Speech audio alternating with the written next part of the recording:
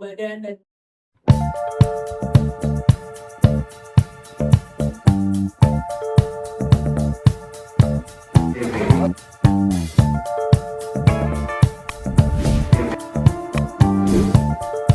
task itu adalah layanan home service.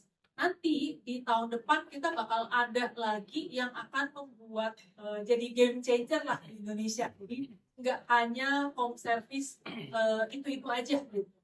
Nah, jadi sebenarnya Mitaski itu pengen menjadi layanan yang bisa dipercaya sama masyarakat Indonesia. Nah, dipercaya itu kan susah ya. Kadang mungkin kalau teman-teman media membantu kita nulis di media, dapat diandalkan gitu. Tapi kan nggak bisa dirasakan.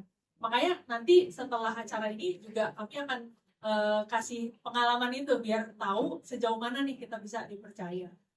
Nah, terus juga kita kalau misalkan nanti ketika penggunaan aplikasi ini itu sangat gampang banget dan transparan. Jadi ada mungkin Bapak Ibu tahu aplikasi yang lain mungkin nanti sampai ke page keberapa, nanti ada tambahan lagi biaya layanan seperti itu kan. Nah, ini udah nggak ada plus layanan apa-apa lagi sih sebenarnya gitu. Nah, kemudian sebenarnya sasaran kita tuh pengen ke upper middle class gitu. Karena biasanya mereka itu sangat butuh beberapa layanan dari aplikasi ini sih. Nah, kemudian jadi sebenarnya fokus kita itu ke Asker dan Tasker. Mungkin aku sedikit remind lagi ya. Kalau Asker itu adalah customer kita, sedangkan Tasker itu adalah mitra kita yang kita benar-benar training. Jadi biasanya bulanan itu kita ada training, dan kemarin itu kita kasih quality training. Jadi mereka yang punya indikasi misalkan kurang bagus dari segi vakum dan lain-lain, kita selalu akan undang reguler. AC, terus pijit. Jadi di aplikasi Taskernya sendiri itu ada video-video training. Jadi mereka harus nerimain lagi, ini bahasa Inggrisnya ini ya, penamaannya ini ya, karena massage itu kan susah gitu, dia ada penamaan khusus. Nah, CEO kami kebetulan beliau akan datang 20-an lagi, jadi waktu itu sama ya, waktu itu juga belum sempat ketemu ya, beliau 20-an lagi. Dan sedang lagi mau buka untuk di Malaysia. Kan kalau mungkin teman-teman media waktu itu aku pernah bilang mau buka Malaysia, nah ini bentar lagi mau buka Malaysia. Iya. Ya. Nah, kemudian visi kita ingin menjadi aplikasi nomor 1 di Southeast Asia. Jadi benar-benar nanti di tahun depan kita pengen supaya lebih kelihatan lagi bagaimana supaya bisa mencapai itu semua. Nah, ini adalah contoh dari gambaran apa yang sudah kita lakukan ke Tasker kami ya.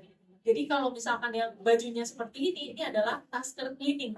Kalau yang bajunya itu di sini, nah seperti ini, mungkin nggak terlalu kelihatan. Ini adalah Tasker massage. Jadi SOP-nya beda, bajunya pun beda. Nah, biasanya kita ada latihan grooming.